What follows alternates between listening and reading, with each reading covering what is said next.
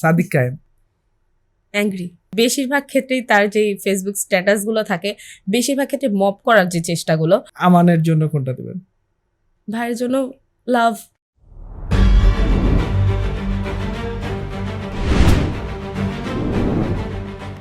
আমি একটি আপনাকে ছোট খেলার মতো দিতে চাই, যেটি হচ্ছে যে ফেসবুকে আমরা বিভিন্ন পোস্টে দেখি যে রিয়াক্ট দেওয়া যায়, সেখানে লাইক, হাহা আছে, কেয়ার আছে, লাভ আছে, অ্যাংরি আছে।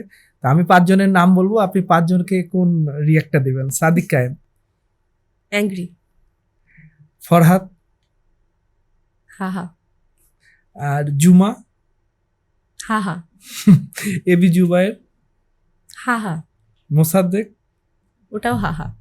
আপনি একজনকে অ্যাংরি দিলেন, সাদিক কায়েমকে, কেন? কারণ উনি বেশিরভাগ ক্ষেত্রেই তার যে ফেসবুক স্ট্যাটাসগুলো থাকে বেশিরভাগ ক্ষেত্রে মব করার যে চেষ্টাগুলো সেগুলো আমার মনে হয় না কোনো দেশের জন্য সুফল বয়ে আনে।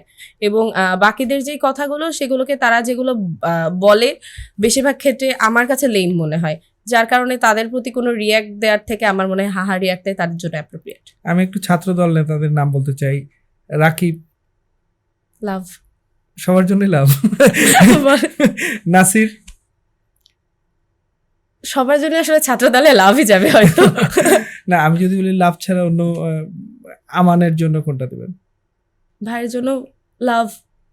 আচ্ছা, হামিম, মায়ের, সবার জন্যই লাভ। সবার জন্য লাভ। আচ্ছা, আপনি বলছিলেন একটি কথা, যে মবের কথা বলছিলেন।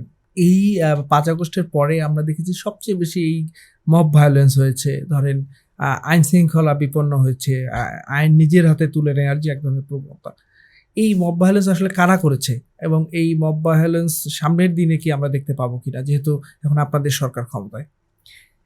দেখুন, মব করে যখন আমরা একটা সরকারি বা প্রতিষ্ঠান বা দেশেরই জিনিসের ক্ষতি করছি সেটা তো আমাদের জন্য কখনোই সুফল বয়ে আনে না। তারা যে ধ্বংসযজ্ঞগুলো মব করে চালিয়েছে সেগুলো কিন্তু এখন যে সরকার এসেছে তাকেই কিন্তু সেগুলো আবার পুনর্বিনির্মাণ করতে হবে। সেটা কিন্তু আমাদের দেশের জন্যই একটা ক্ষতি আমি বলতে পারি, আমরা সবাই বলতে পারি।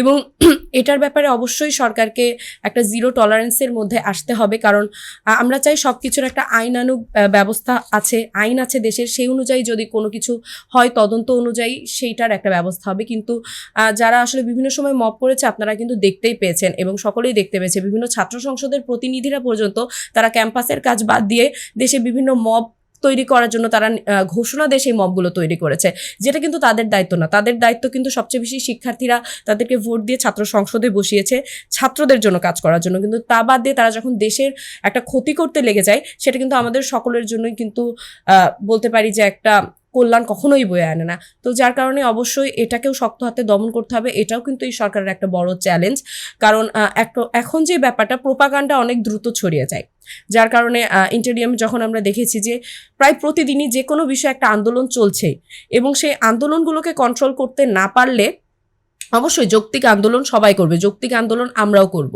কিন্তু যেটার কোনো ভিত্তি নেই, যে কোনো ব্যাপারে রাস্তা অবরোধ করে দুর্ভোগের যে ব্যাপারটা সেটাকে অবশ্যই আমার মনে হয় যে সরকারের দৃষ্টি দেওয়া উচিত এবং সব কিছুরই একটা আইন অনুযায়ী ব্যবস্থা করা হবে, তাদেরকে সেই অনুযায়ী আশ্বস্ত করা উচিত এবং তাদেরও নিজ নিজ জায়গা থেকে এগোনো উচিত যে কোনটা আমার দেশের জন্য ভালো, কোনটা আমাদের জন্য ভালো, সেই অনুযায়ী যেন কাজ করে এবং আমরা আশা করি সরকারও ইনশাল্লাহ সামনে সেই অনুযায়ী কাজ করবে।